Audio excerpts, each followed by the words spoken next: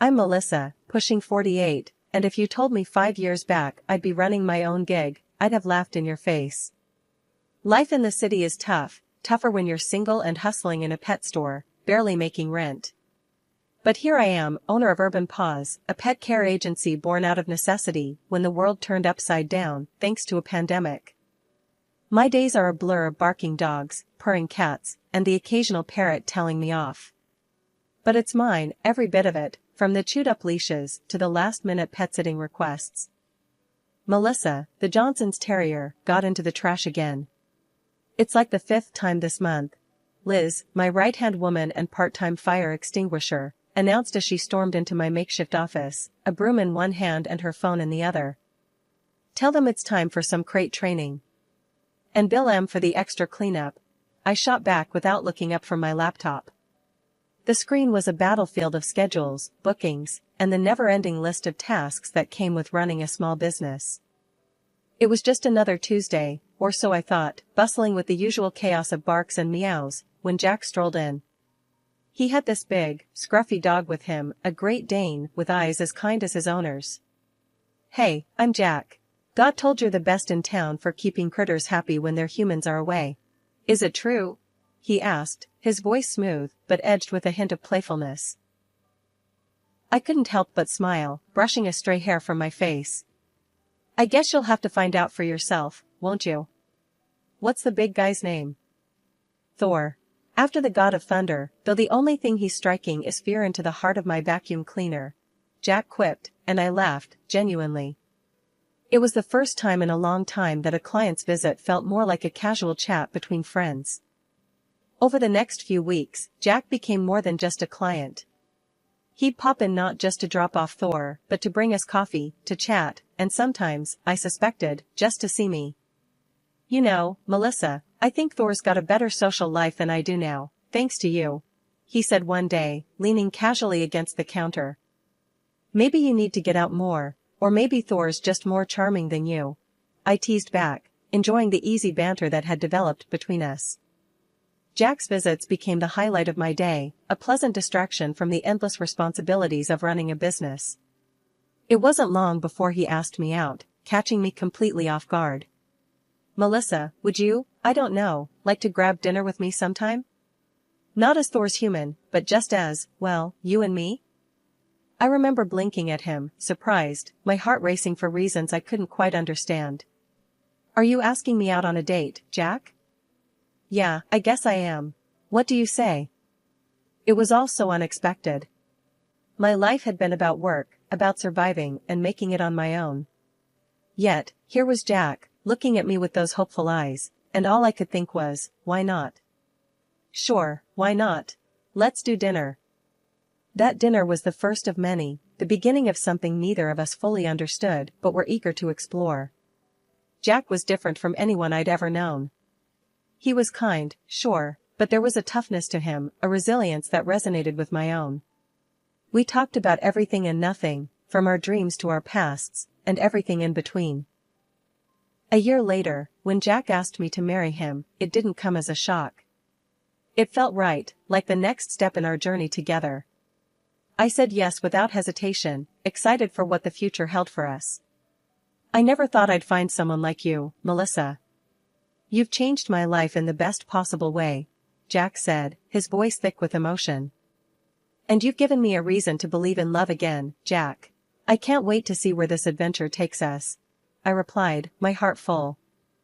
Our engagement was a testament to the unexpected twists life can throw at you. From the moment Jack and Thor walked into my life, everything changed. I found love, companionship, and a sense of belonging I hadn't realized I was missing. Jack's parents, an amazingly kind and sweet married couple, accepted me as their own daughter. We sometimes came to visit them. I helped Jack's mother set the table, while Jack and his father discussed another basketball game. It was real, you know? Life's funny, you know? One day you're floating on cloud 9, everything's peachy, and then boom, it all starts to crumble. That's exactly what happened with Jack and me. It all started so subtle, I barely noticed. But let me backtrack a bit and give you the full picture. I was knee-deep in paperwork at the agency when Jack started mentioning he felt off. At first, it was just the odd sniffle here and there, nothing to write home about. But then, it escalated. Colds, backaches, you name it. I figured we all hit a rough patch health-wise, but Jack, he took it to another level. One evening, I came home later than usual, the pet agency was buzzing, and I was juggling a million things at once. Jack was sprawled on the couch, looking miserable. "Babe, I'm feeling crappy again," he groaned as I dropped my keys on the counter.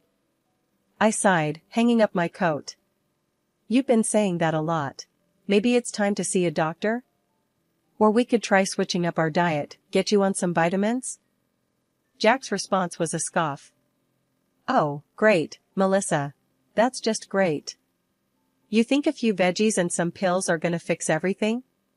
You just don't get it, do you?" I was taken aback. "Jack, I'm just trying to help. I'm no doctor, but sitting around moping isn't going to do much. You've gotta at least try." That set him off. "Try? You think I'm not trying? You have no idea what it's like. You're out all day, busy with your precious agency and those animals. When do you ever stop to think about me, huh?" His words stung. I was busting my ass, trying to keep our life together, keep the business running, and here he was, accusing me of not caring. "Jack, that's not fair. I'm working to support us, to build something. And I do worry about you, all the damn time." But talking to Jack was like talking to a brick wall. He just wouldn't budge. "Whatever, Melissa. Just leave me alone." So, I did. I retreated to our bedroom, feeling a mix of anger and helplessness. This wasn't the man I married. Where did that caring, understanding guy go? It felt like I was living with a stranger. The next few weeks were more of the same. Jack's health complaints became a daily soundtrack, and any suggestion I made was shot down. He was convinced that the world was against him, and I was the conductor. Our arguments became more frequent, more heated. It felt like we were speaking different languages. I suggested exercise, he accused me of being insensitive. I mentioned healthy eating, and he'd snap about me not understanding his pain. Frustrated with our nowhere conversations, I finally put my foot down. "Look, Jack, this isn't working. You need to see a doctor, get some real advice. Not just guesswork and internet crap." Jack was resistant, but exhausted. "Fine, Melissa. I'm tired, okay? Maybe it is just needing rest. But I'll go, for your peace of mind." So, 2 weeks later, I dragged him to the clinic, despite his reluctance. He went through all the checks, an MRI, the whole 9 yards. When we sat across from the doctor, awaiting the verdict, I held my breath. The doctor's words were a punch in the gut, but not the kind I expected. "There's nothing seriously wrong. A slight inflammation of a nerve, but with proper care and some physical therapy, you should be fine. You can work." I sighed, a mix of relief and frustration. "See, Jack? It's not as bad as you thought. We can work on this, get you back on your feet." But Jack, he wasn't having any of it. His face twisted in anger. "So, that's it, huh? You're happy now? You think I'm faking it? You just want me out of the house, working myself to death. You don't care about me, Melissa. You're heartless. All you care about is your damn money and business." I was floored. Here I was, trying to find a solution, and he was accusing me of the worst. "Jack, that's not fair. I'm trying to help. I want you healthy, not this. I care about us." But he wouldn't listen, wrapped up in his own narrative of neglect and accusations. And there I was, standing at a crossroads, wondering how love had turned into a battleground of wills. Life at home had become a marathon, one I hadn't signed up for, but was running every day. Work at the agency kept me chained till late, juggling clients and pet emergencies like a circus act. By the time I got home, the real work began. Jack's dog, Thor, needed walking, a task Jack conveniently forgot existed. So, I'd trudge through the neighborhood, leash in hand, trying to decompress from the day. Once back, the kitchen called my name. Cooking wasn't just about feeding us, it was my moment of zen. But with Jack planted on the couch, my zen often turned into a simmering pot of resentment. The apartment didn't clean itself either. While I scrubbed and sorted, Jack became part of the furniture, an immovable object glued to whatever screen caught his fancy. One night, as I balanced cleaning up after dinner with a mental list of tasks for the next day, I snapped. Jack, can you at least help out with the dishes? Or anything, really? My voice, usually calm, carried a sharp edge. He glanced up, the glow from the TV painting shadows on his face. Melissa, you know this stuff is your domain. I'm just not cut out for it. Cut out for it? It's dishes, Jack, not rocket science. We both live here. We should both contribute. The words tumbled out, fueled by exhaustion and frustration. He shrugged, a gesture that fanned the flames.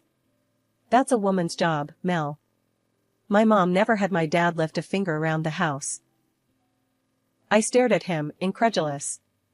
The argument spiraled into familiar territory, me advocating for partnership, him retreating into outdated ideals. It was a merry-go-round of frustration, going nowhere. A month into this domestic deadlock, Jack dropped a bombshell. I'm not feeling well, Mel. Think I need to quit my job. Find something remote. His declaration hung between us, another layer of tension. Trying to keep the peace, I offered a solution. Why don't you work with me at the agency? There's plenty you can do from home. Handling applications, overseeing the staff remotely, managing payments. It could be good for you. His reaction was like I'd suggested he jump off a bridge. Feel sorry for me? Is that it? You think offering me a job is going to fix things? His voice was a mix of anger and something else, disappointment, maybe. No, Jack, I'm trying to help. We need 2 incomes, and this way, you can work at your own pace. It's not about pity, it's about practicality.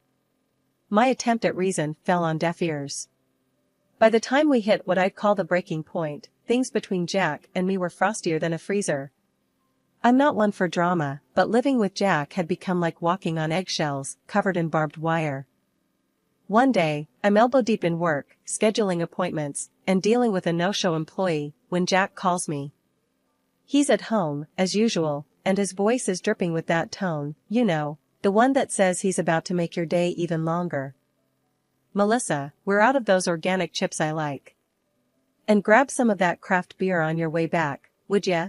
He says, like he's doing me a favor by giving me errands. I press the phone against my ear, trying not to let the irritation seep into my voice. Jack, I'm swamped. Can't it wait? Or maybe you could pick them up. Silence. Then, you know I'm not feeling great, Melissa. Why do you always have to make things so difficult? Difficult, right. Because asking him to get off the couch is akin to asking him to climb Everest. I bite back a snarky retort and agree, because it's easier than arguing. By the time I get home, arms laden with groceries, including his precious chips and beer, the house looks like a cyclone hit it. Dishes piled up, laundry spilling out of the basket, Thor rushing for a walk, and there's Jack, planted on the couch, glued to the TV. I lose it. Jack, seriously? You couldn't have done some of this while I was out? He turns, eyes narrow. What's your problem, Melissa? I told you, I'm not feeling well. I'm standing there, groceries still in my hands, and I just start laughing. It's that, or cry. Not feeling well? Jack, the doctor said you're fine. This is just laziness. He stands up then, face red. You don't believe me? You think I'm lying about my pain? It's not about believing you, Jack. It's about trying, doing something. Anything. I'm practically pleading now, but he's having none of it. I didn't tell Jack's parents anything, for fear of upsetting them. We visited them occasionally, and they came to us with return visits. The issue of Jack's health was never raised during our conversations. It was surprising, because he loved to tell everyone about his well-being. But I didn't have time to think about it. Months dragged on, each day blending into the next with a sameness that was suffocating. Jack was still home, glued to the couch under the guise of looking for remote work. Health excuses became his shield against any form of employment outside the house. It was like living with a ghost who occasionally raided the fridge or flicked through channels. Then, out of the blue, he comes up with this grand plan. "Babe, Mom's birthday's coming up. I booked a table at Chez Fancy. You'll cover it, right?" His nonchalance about dropping a bomb like that was astounding. I stared at him, feeling a mix of anger and disbelief boiling inside. "Cover it? Jack, are you out of your mind? You've not lifted a finger to contribute, and now you want me to shell out for an expensive dinner?" He looked taken aback, as if the thought that I would object was alien to him. "Come on, Melissa. It's for my mom. Don't you want to help make it special?" That was the last straw. Making it special doesn't mean throwing money at it, especially money you didn't earn. If you want to do something for your mom, how about you actually put in some effort? Cook her dinner. Invite her over. Show her you care without spending money we don't have. To my surprise, he caved. All right, I'll cook. It'll be great, you'll see." Suddenly, the affectionate and attentive Jack I remembered from our early days made a brief reappearance. It was enough to kindle a flicker of hope in me. Maybe this was the turning point. Maybe things could get back to how they were. But life has a way of dashing hopes with brutal efficiency. On the day of the big dinner, I was slammed by a nasty bug. Head pounding, legs aching, the works. I could barely stand up straight. Leaving work early, I dragged myself home, dreading the evening ahead. Walking through the door, I found Jack exactly where I left him that morning, planted on the couch. "Jack, I'm really not feeling well. How's dinner coming along?" He didn't even have the decency to look embarrassed. "Oh, my back's acting up again. Can't stand, let alone cook. Maybe we can just do the restaurant thing?" I was floored. "You've got to be kidding. I'm barely standing here, Jack. And you want to go out? We can't afford that dinner." He had the gall to look annoyed. "Well, what do you want me to do, Melissa? Magic up a meal? You know how my back is. Maybe you could." The truth hit me like a ton of bricks. Jack was never going to cook that dinner. It was all just another one of his games, a deception dressed up in false promises. Standing there, feeling like my body was at war with itself, I told Jack about how sick I felt, hoping for a sliver of sympathy, maybe even a touch of care. But what I got was a cold shoulder. "If you're too sick to cook, then just stay home," he said, his voice void of any warmth. "I'll take my folks out to eat. Just give me the money for the restaurant." I was floored. The audacity, the sheer lack of empathy, it left me speechless. Arguing was the last thing I had the energy for. So, I swallowed my pride along with some antipyretic, hoping it would quell the fever enough for me to stand in the kitchen without passing out. I started on the main course, my movements sluggish, every stir of the pot a monumental effort. To make things easier, or so I thought, I ordered some snacks from the cafe down the street. But as I reached into the oven to pull out the casserole, a wave of dizziness hit me. I stumbled, catching myself on the edge of the counter, just in time. That's when Jack decided to kick me while I was down. "You can't even handle this, can you? I'm sick of it." His words were a punch to the gut, stripping away any pretense of concern he might have feigned earlier. I was doing my best, sick as a dog, trying to hold everything together, and here he was, berating me for not living up to some impossible standard. I swayed again, barely able to stand on my feet. And then the kitchen door slammed open with a force that made us both jump. It was Jack's parents. At that moment, everything changed. Their faces were a mix of shock and anger, immediately rushing over to me as I nearly collapsed. His mom, her eyes wide with worry, helped me to the couch, her glance flitting between me and Jack with disbelief. "Why on earth didn't you cancel dinner, Jack? Forcing Melissa to cook when she's this sick," she exclaimed, her voice a mixture of anger and concern. Hearing her, I couldn't hold back my tears anymore. The frustration, the loneliness, the sheer exhaustion of it all came pouring out. "We've been on thin ice for ages," I sobbed, telling her about the years of taking care of Jack, his endless ailments, his refusal to work, and the sea of bills for gadgets and gizmos that just gathered dust. I showed her the receipts, evidence of our spiraling debt. She was stunned. "Why didn't you say anything sooner, dear? About his sickness, his job?" I wiped my eyes, looking down. "I didn't want to upset you. I hoped he'd change." She turned to Jack then, her hands gripping his shoulders like she could shake some sense into him.